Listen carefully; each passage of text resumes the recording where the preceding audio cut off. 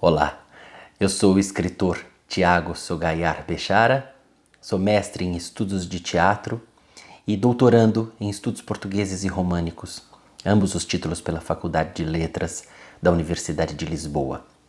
O tema da minha tese de mestrado recai precisamente sobre uma peça teatral do grande poeta português Fernando Pessoa, que é a primeira peça teatral escrita por ele, e não só a primeira escrita por ele, como a primeira e a grande referência daquilo que ele proporia como uma espécie de gênero teatral que ele chamou de teatro estático. O meu tema de investigação, se a gente quiser falar mais precisamente, tem a ver com as heranças clássicas gregas, mais especificamente trágicas, que esta primeira peça traz em si. Eu estou falando de O Marinheiro, escrita segundo a indicação do próprio poeta em 1913 e publicada em 1915, na primeira edição da histórica e emblemática revista Orfeu. Bom, eu digo indicada em 1913 como tendo sido escrita em 1913, porque hoje em dia há estudos críticos que apontam para uma possibilidade de que a peça teria sido escrita um pouco antes e noutro idioma, muito possivelmente em francês. Existem até estudos atuais sobre a questão da autotradução em Fernando Pessoa. Todos sabem que o Pessoa foi alfabetizado em inglês e que tinha uma mãe que falava francês perfeitamente e ele passou a se comunicar com muita habilidade nesses dois idiomas para além do português. Ele foi alfabetizado, como eu disse, em inglês porque ele passou 10 anos da sua infância na África do Sul por conta de questões familiares. Não é? A mãe ficou viúva, se casou novamente e esse padrasto do pequeno Fernando Pessoa, por questões profissionais, foi transferido para a África do Sul, para Durban, onde Pessoa então se alfabetizou e recebeu todo um arsenal de conhecimento e de formação literária, inclusive, e muito fortemente literária, no que diz respeito à literatura e à cultura inglesa. E o francês também, sempre presente de modo muito intenso e muito patente na vida e na formação de Pessoa.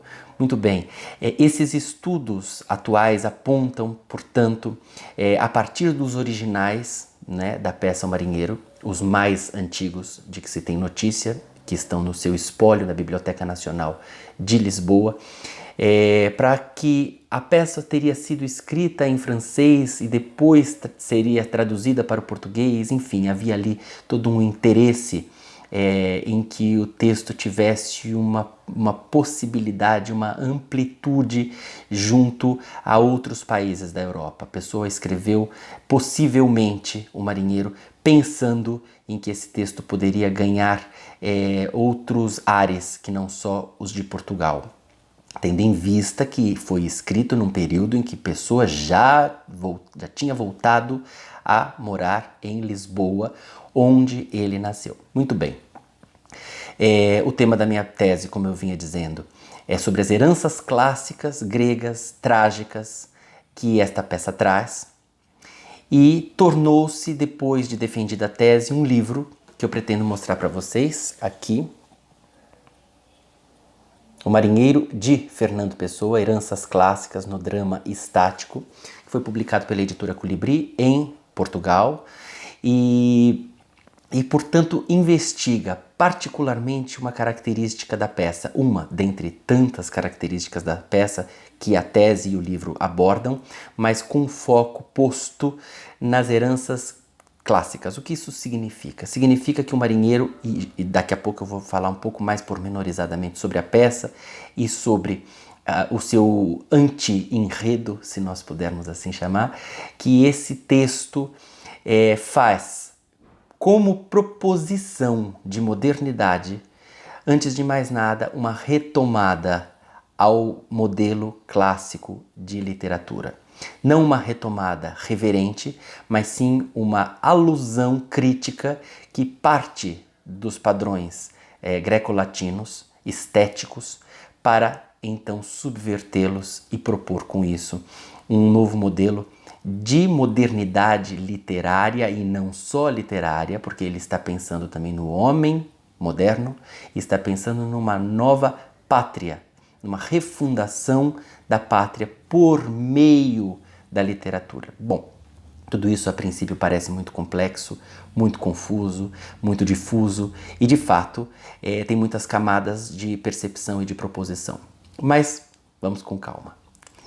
Tendo sido escrito em 1913, essa peça, que é uma peça muito polêmica, porque muitos críticos lá atrás apontavam o texto como tendo sido escrito não para ser representado, e portanto mais como um poema dramático do que propriamente uma obra pertencente ao gênero dramatúrgico, né?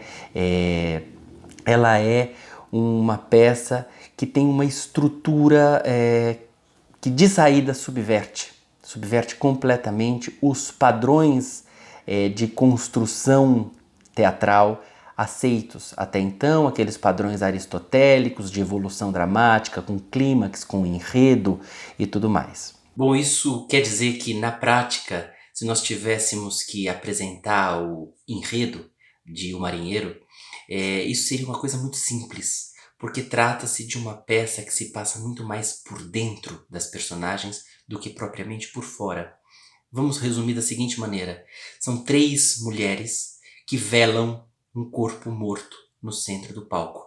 Uma donzela, vestida de branco, é a defunta, que ocupa o centro do palco, que é o local privilegiado que na Grécia clássica simbolizava o momento, o espaço da ação principal. Ora, já é de saída uma grande ironia, e esse é um texto cravejado de ironias e de um humor fino, às vezes quase imperceptível, tamanha a delicadeza com que se põe por parte de Fernando Pessoa, porque no centro do palco, isso é, no local onde tradicionalmente se passa a ação da cena, está precisamente uma mulher morta, ou seja, a representação máxima da não ação, ou seja, da inação.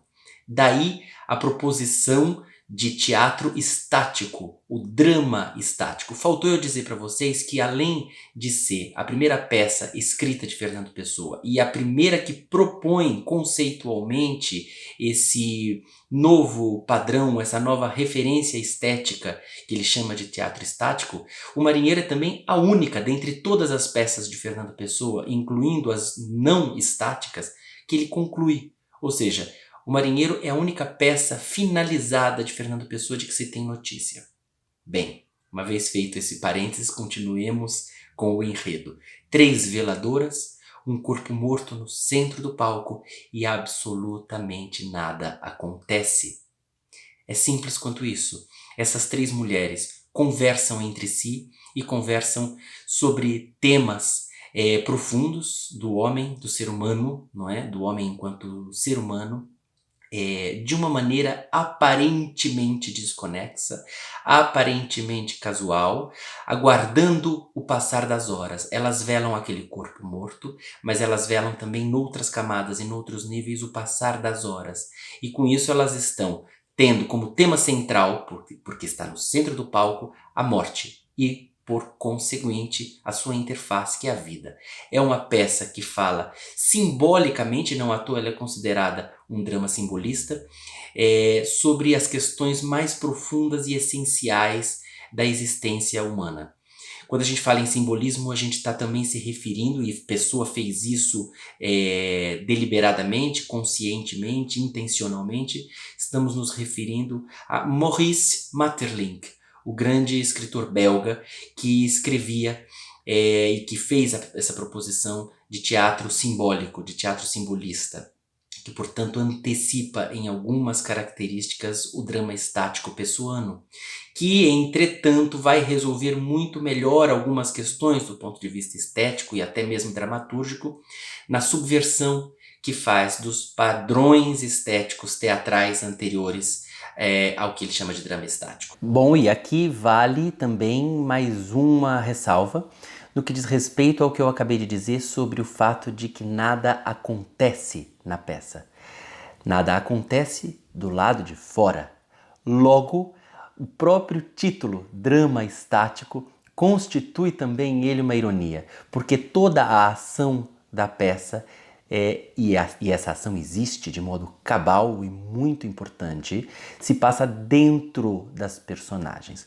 Logo, se a gente tivesse que destrinchar essa cognominação que a pessoa dá para o seu tipo de teatro, o drama estático, de saída a gente teria que também, como tantas coisas neste texto, e a gente infelizmente não vai ter a oportunidade de analisar todos os aspectos, só os principais, os mais visíveis, os mais importantes, né, que definem melhor essa proposição pessoana, mas a gente teria que se reportar à própria denominação grega, né, da palavra, da etimologia da palavra drama, porque drama em grego tem a ver com movimento, com ação. E o título que o pessoal dá é precisamente drama estático. Ora, em si isso já representa uma aparente contradição, que é uma provocação, como Fernando Pessoa tão habilmente sabia fazer, né? Um drama estático, uma ação estática, uma ação que não é ação, que é parada.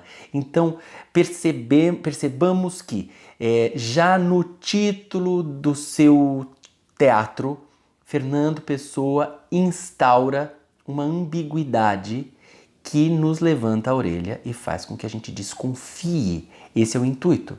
Um drama estático. Ora, ele é estático por fora, mas ele é absolutamente dramático por dentro. E tanto mais estático por fora, quanto mais dramático por dentro. Do que a gente está falando? A gente está falando da pulsão essencial do ser humano no que diz respeito às perguntas irrespondíveis da espécie.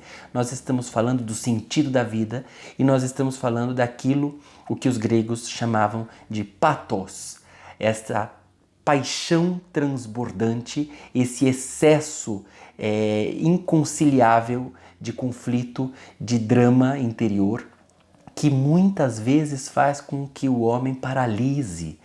O Pessoa faz, pelo título drama estático, em si já uma provocação de ordem cinética. O que quer dizer cinético? É aquilo que tem a ver com movimento. E é por isso que o meu livro e a minha tese partem de análises das categorias cinéticas, não só presentes no Marinheiro, mas que depois vão se refletir na obra posterior de Fernando Pessoa. Porque o Marinheiro, sendo de aproximadamente 1913, é anterior a pelo menos os três principais heterônimos de Fernando Pessoa: Alberto Caeiro, Álvaro de Campos, Ricardo Reis, tendo sido o Alberto Caeiro o mestre deles todos, e o Pessoa disse, inclusive, mestre de mim mesmo, certo? Para não falar no semi-heterônimo Bernardo Soares, do livro do Desassossego, e de todos os outros heterônimos da obra pessoana, dezenas e dezenas deles, como nós sabemos. São todos posteriores, pelo menos os principais deles, são posteriores ao Marinheiro. Isso quer dizer que o Marinheiro deu origem direta e objetivamente aos outros heterônimos pessoanos? Não. Ou melhor, aos heterônimos pessoanos? Não. O fato é que, de alguma maneira, essa peça funciona assim como embrião de muitas das características que depois se desdobrariam na obra posterior de Pessoa, que significa a obra mais madura do Pessoa.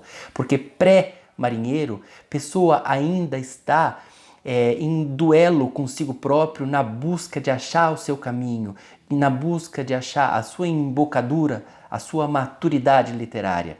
E, portanto, a si próprio. Quando ele acha a si próprio, ele acha a dezenas de pessoas dentro de si. E essa possibilidade de se multifacetar é que em si vai constituir a identidade de Pessoa. A gente está falando do fenômeno da heteronímia ou do que ele chamava de outramento.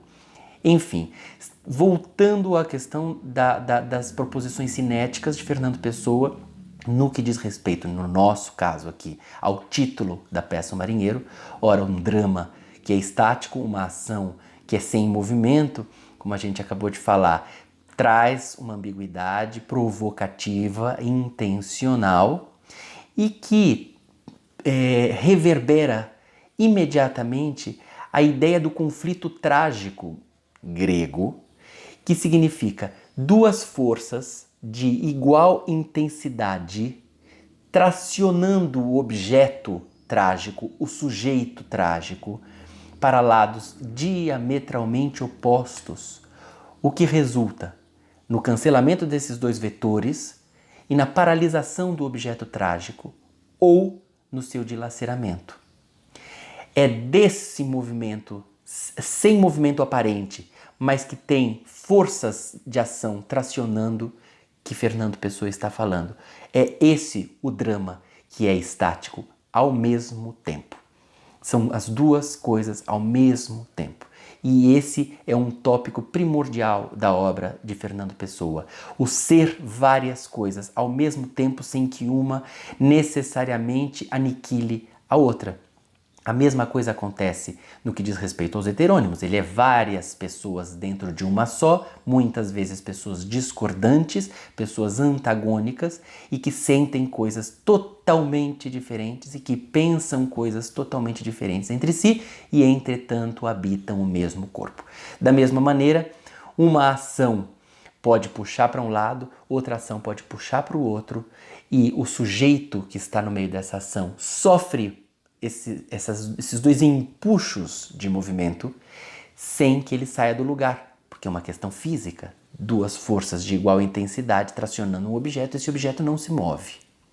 É o que se passa em O Marinheiro. Essas três veladoras estão estáticas por fora, mas por dentro elas estão plenas de pathos, que é o que o grande filósofo Nietzsche conceituou como tendo sido a definição de tragédia na contramão completamente do que Aristóteles propunha como definição de tragédia. Aristóteles dizia: tragédia é ação.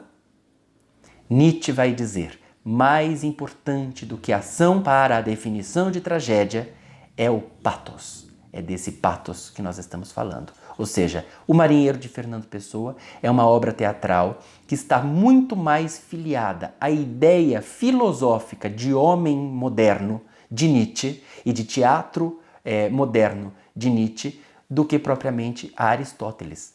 E, entretanto, ele vai à Grécia, vai às referências gregas, vai aos elementos que conceituam o que é o teatro e a tragédia grega para desconstruí-los na Idade Moderna, no século XX, né? Na primeira década do século XX.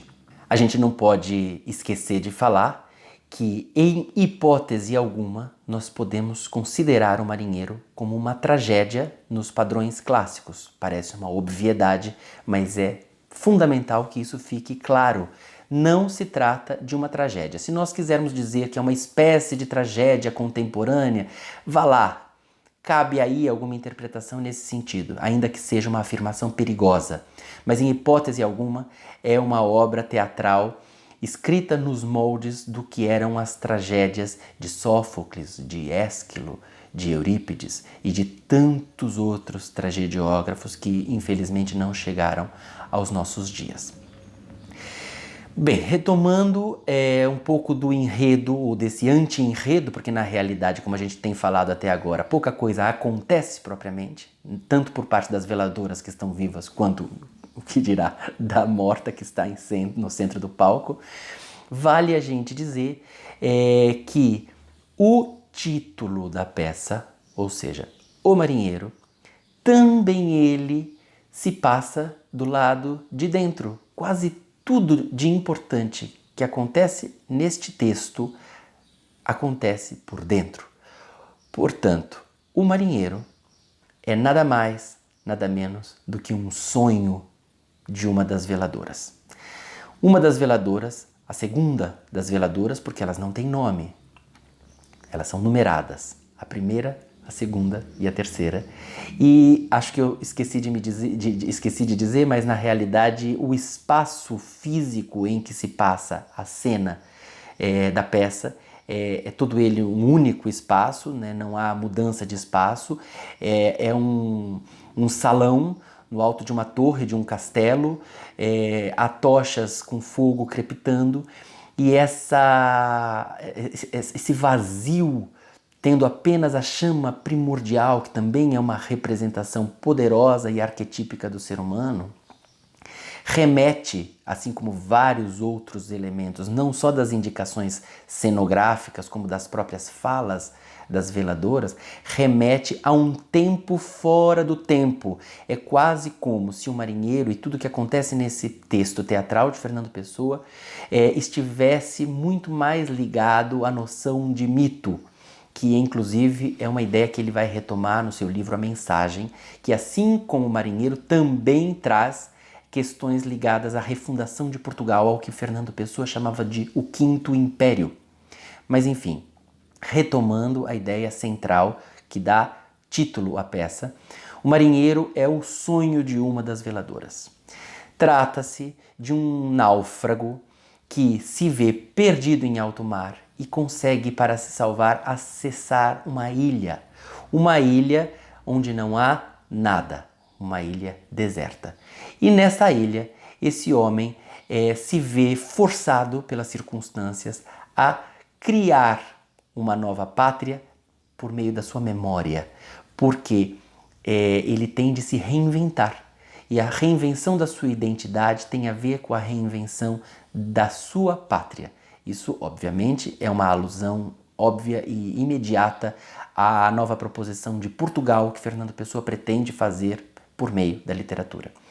Esse marinheiro se esquece de toda a vida, assim, esquece intencionalmente de toda a sua vida pregressa e cria em sonho, ou seja, um sonho dentro do sonho, cria na imaginação toda uma infância que ele teria tido naquela ilha, todos os amigos que ele teria tido naquela ilha, todas as experiências de infância, juventude, adolescência, e reinventa o seu país. É deste poderoso sonho arquetípico e refundador que nasce o título da peça, que entretanto vai transcorrer num diálogo labiríntico e simbólico, profundamente simbólico entre essas três veladoras, para finalizar com o dia raiando. Ou seja, nós estamos trabalhando simbolicamente com a ideia de ciclo, o ciclo da vida, o ciclo do dia, o dia e a noite. Essa peça se passa numa madrugada, certo? E tem a ver, portanto, com o passar das horas, que inclusive é outro tópico que vai surgir em Fernando Pessoa posteriormente, sobretudo em Álvaro de Campos, né? Inclusive há um famoso poema de Álvaro de Campos chamado A Passagem das Horas, e é natural, portanto, é lógico, é coerente que a peça acabe com o dia raiando. A peça se passa na noite, na madrugada.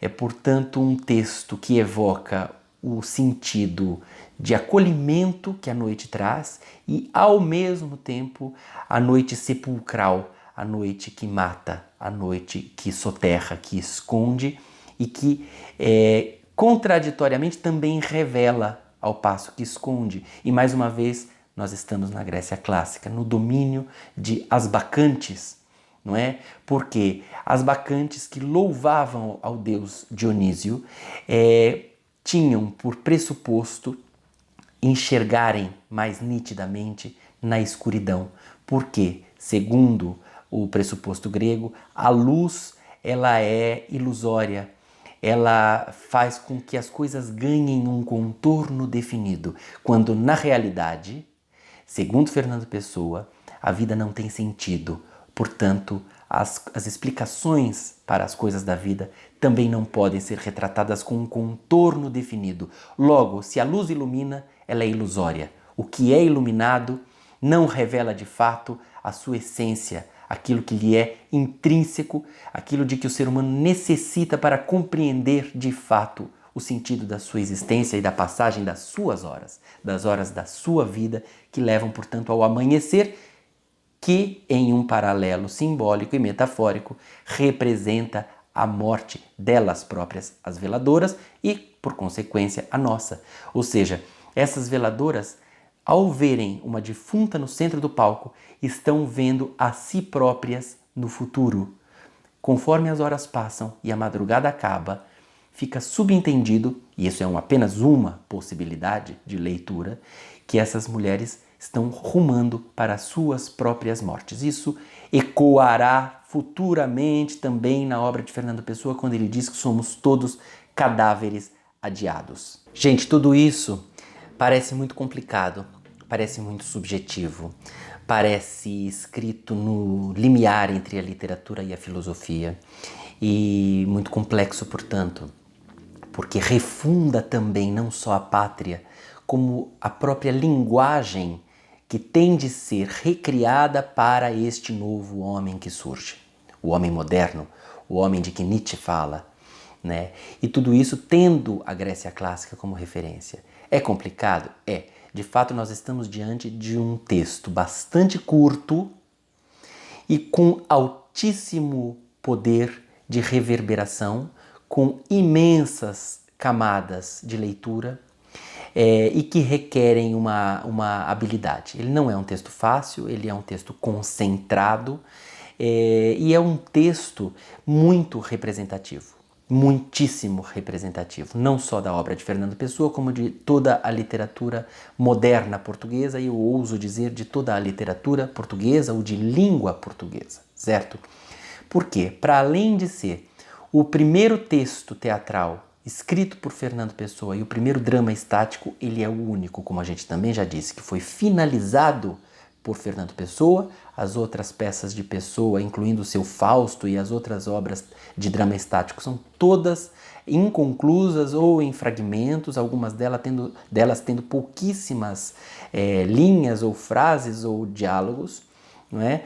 E, sobretudo, porque esta peça, em não tendo sido publicada imediatamente a sua escrita, por várias razões de natureza estética, biográfica, da relação de Pessoa com os seus editores do Porto e não só de Lisboa, que são méritos da história de um marinheiro, que eu não vou entrar para a gente não se perder demais em alguns meandros que seriam talvez muito profundos para esse momento, mas ela por conta de não ter sido publicada anteriormente, ou melhor dizendo, logo depois da sua escrita, acaba sendo publicada em 1915, como a gente também já disse, na primeira edição da revista Orfeu. Por que eu estou trazendo de novo essa informação? Porque ela é de fundamental importância para a gente compreender não só o modo como Pessoa atribuía centralidade a essa sua peça, mas também como ele usava o marinheiro como referência do que ele pretendia sugerir que deveria ser a arte moderna literária de Portugal. Por quê? Orfeu, e também aí nós temos uma referência profunda à Grécia clássica, pelo nome, né, de Orfeu, é a revista Manifesto do Modernismo Português. É na primeira edição de Orfeu que Pessoa organiza com todo o seu grupo de amigos e artistas e jornalistas e intelectuais da época, Almada Negreiros, Mário de Sá Carneiro e outros tantos pintores e escritores. É por meio de Orfeu que nasce um manifesto modernista português. Dentre todos os autores presentes nessa primeira edição, Fernando Pessoa figura como Álvaro de Campos, porque em 1915 já havia Álvaro de Campos e Alberto Caeiro e Ricardo Reis. Ele figura com poemas de Álvaro de Campos. E como Fernando Pessoa ele mesmo, ou seja, como ortônimo e não como heterônimo, só há um texto, O Marinheiro, e que não é poesia. Ou seja, essa peça ocupa um espaço central pela singularidade com que ela figura numa revista literária modernista que rompe com todos os padrões estéticos da época, tanto que causa um alvoroço e uma revolução em Lisboa, ainda na época mais provinciana do que é hoje, e que, portanto, as pessoas se escandalizam, e esse era o intuito. Era uma revista que trazia poemas e contos, basicamente. E essa é a única peça teatral. Isso em si já diz muita coisa. Depois, Pessoa ele mesmo não assina uma poesia, assina uma peça teatral e um drama estático, ou seja, uma peça teatral que não traz teatro, que não traz drama segundo os padrões aristotélicos. Já está aí outra provocação, certo? Vamos mostrar aqui para vocês um facsímile da primeira edição da revista Orfeu, tá? Isso foi comprado em Portugal e é uma edição facsimilar, é exatamente aquilo o que os portugueses, em 1915, puderam ter em mãos, o mesmo tamanho, a mesma impressão. É a fotografia da edição original, da primeira edição de Orfeu, né? Uma revista marco na história de Portugal. Ora, se como Fernando Pessoa é como marinheiro que ele figura, deixando os poemas para Álvaro de Campos, isso significa muita coisa. Significa que por meio de uma proposição teatral e de drama estático, que ele compreende o que deva ser a nova estética literária. Com isso, Fernando Pessoa está assinando não só como Fernando Pessoa, mas está assinando por um país aquilo que ele acredita que devam ser os rumos para os quais a literatura portuguesa rumará. Ou seja, ele está dizendo, por meio da literatura, eu quero reescrever o homem moderno. E por meio do homem moderno, eu quero reescrever a nossa literatura. Quais são as características do homem moderno? E quais são as características do padrão estético antigo da Grécia clássica que nós vamos subverter? A começar pelo fato de que os caracteres da literatura grega clássica, ou seja, os personagens dessas peças, não eram personagens psicologizadas. Isso significa que elas eram desprovidas de vontade própria e de arbítrio subjetivo pessoal. Eram sempre em Homero, em Aristóteles, por meio dos seus tratados, vamos chamar assim, e obviamente os tragediógrafos, os dramaturgos, não só os trágicos, os comediógrafos também, eram figuras movidas pelo dever social, movidas não pela vontade própria, não pela sua própria psicologia. Tinham desejos, mas em função do que a estrutura social e do que a relação do social com o divino impunha. Ou seja, eram personagens muito mediados pelos deuses, ligados à mitologia grega. Ora, a literatura contemporânea traz a marca do subjetivo e é isso que Fernando Pessoa procura mostrar. Não só ele, vários outros autores. E o contemporâneo, seguindo até hoje, continua reiterando essa marca. O personagem da literatura contemporânea é um personagem que tem desejo próprio e que tem psicologia, não é?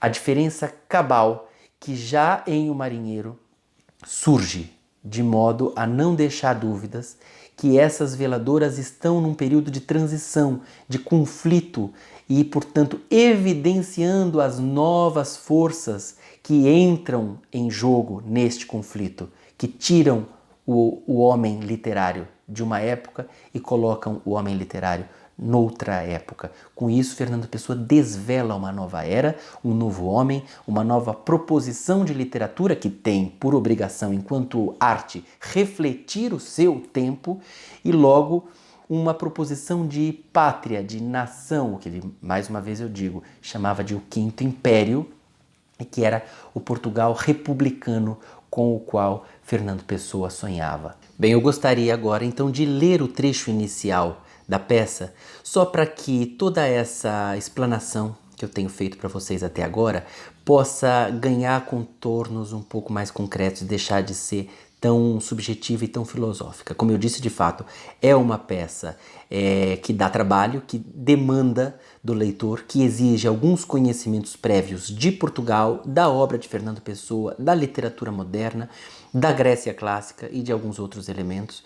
Mas não se assustem, ela não é uma peça impossível de ler, ela Tem camadas de leitura, muitas camadas de leitura, mas qualquer pessoa que leia essa peça sem ter todo esse preparo vai ter capacidade de, em alguma instância, em alguma camada, absorver significados e, sobretudo, a beleza poética, a desconstrução linguística com que ela se coloca e que não é nada inacessível, é uma forma de dizer as coisas muito trabalhada e muito bonita, que traz uma sublime proposta de uso da língua. Como toda boa obra de arte, ela rompe com uma tradição para propor um novo modelo.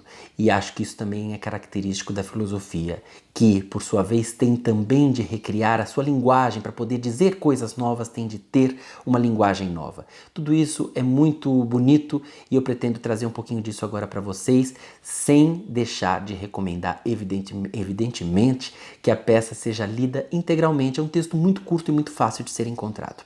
Então, o texto começa assim: O Marinheiro, drama estático em um quadro, dedicado a Carlos Franco. Um quarto que é sem dúvida num castelo antigo. Vou pôr meus óculos porque senão não enxergo nada. Do quarto vê-se que é circular, o que tem a ver também com a noção cíclica da vida, que é uma compreensão grega do sentido da existência.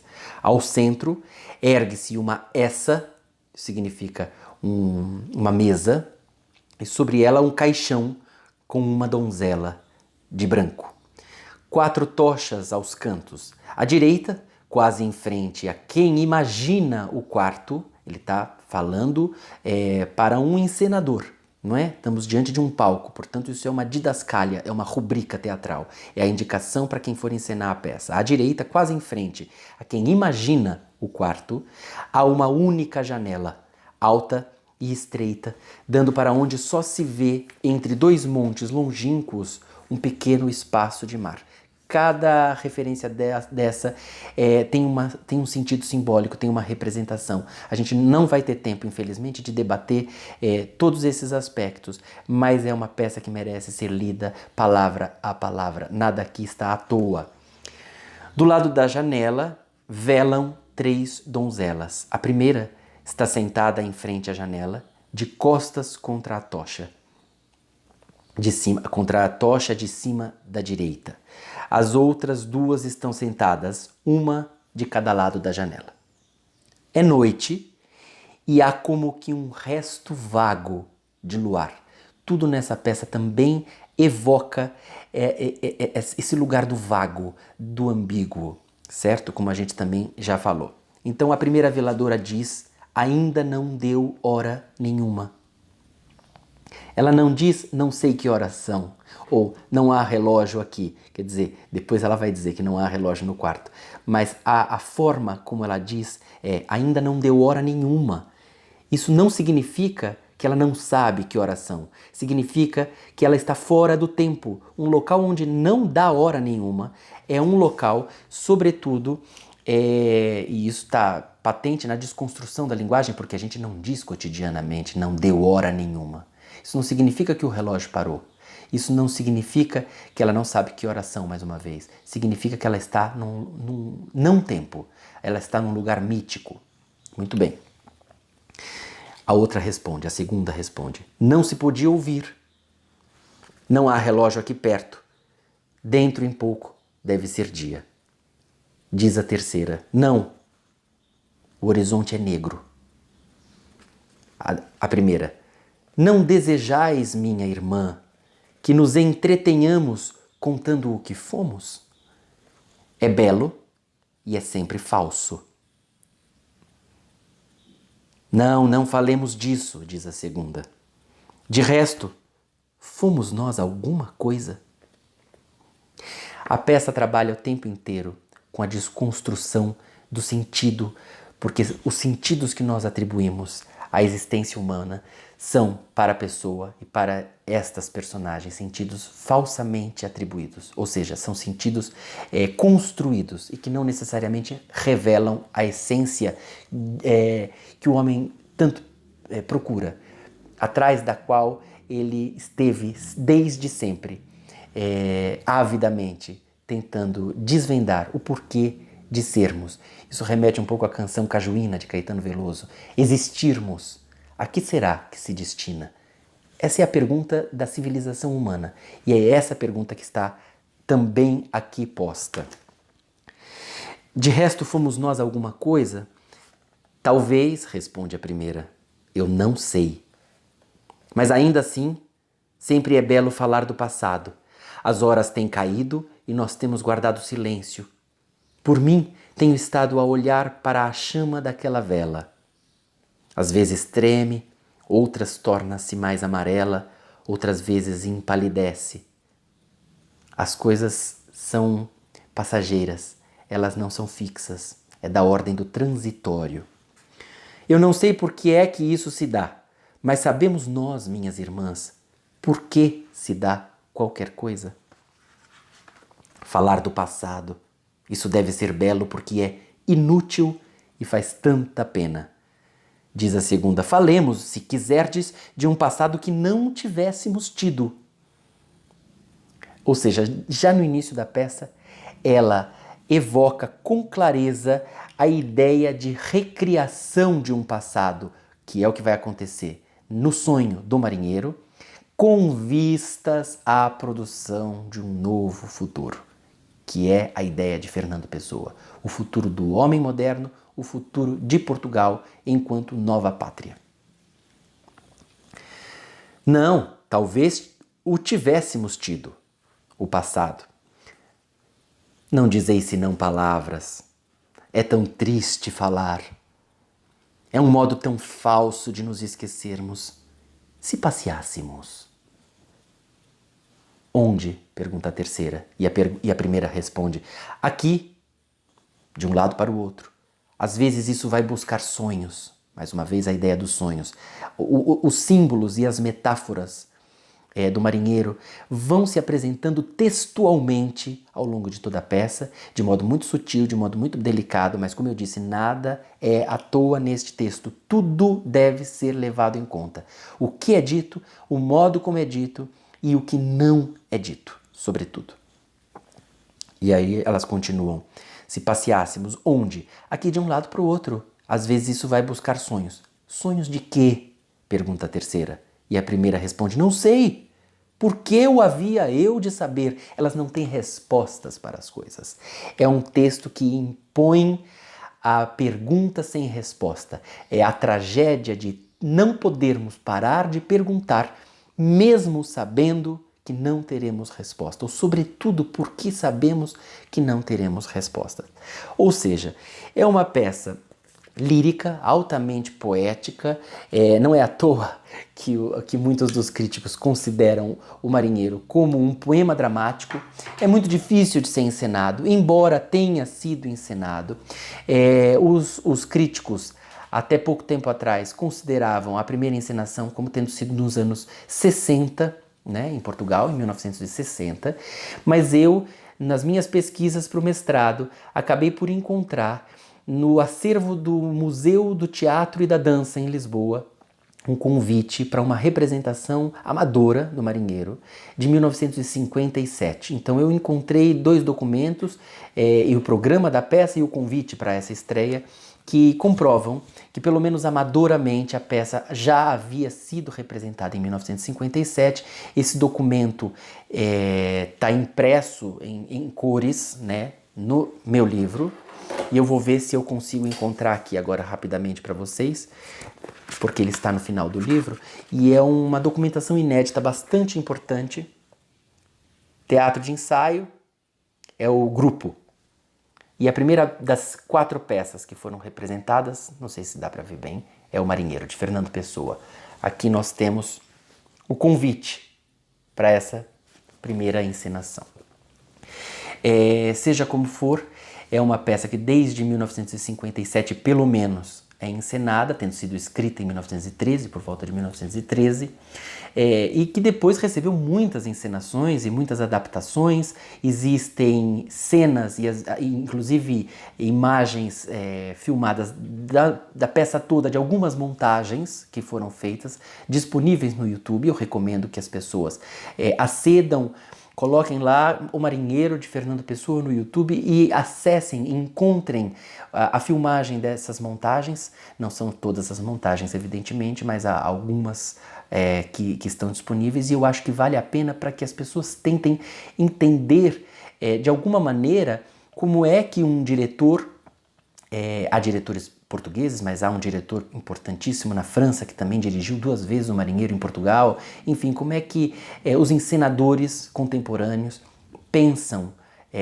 para a cena uma peça que os críticos cansaram-se de dizer que foi escrita não para ser representada, mas como poema dramático, como poema para ser lido, como dramaturgia para ser apenas lida. Bem, como está mais do que claro, O Marinheiro é uma peça profunda, uma peça ambígua, que polemiza, que provoca, que vai beber do passado para discutir o presente e propor o futuro.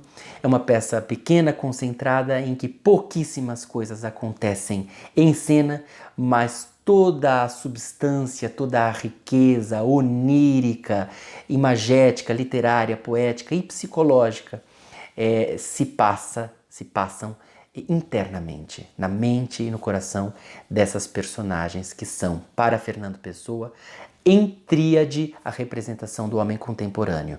E falar em tríade também não é uma questão circunstancial. São 3 os principais heterônimos de Fernando Pessoa, e de resto 3 é um número místico, é um número mágico da reunificação desde as mais antigas e remotas civilizações, e Fernando Pessoa se apropria dessa significação arquetípica do homem, o 3, como tripé de sustentação, né, argumentativa. Suas teorias de estética também, de estética literária, também frequentemente se subdividiam em 3 itens. Toda a obra do Pessoa é permeada pela importância do número 3, e em O Marinheiro isso não deixa de acontecer também. Vale a pena um olhar para essa questão, inclusive. Ficamos por aqui. Eu espero ter podido apresentar alguns dos principais traços que caracterizam essa obra tão bela, tão importante, tão significativa, tão complexa e ao mesmo tempo tão simples de ser lida.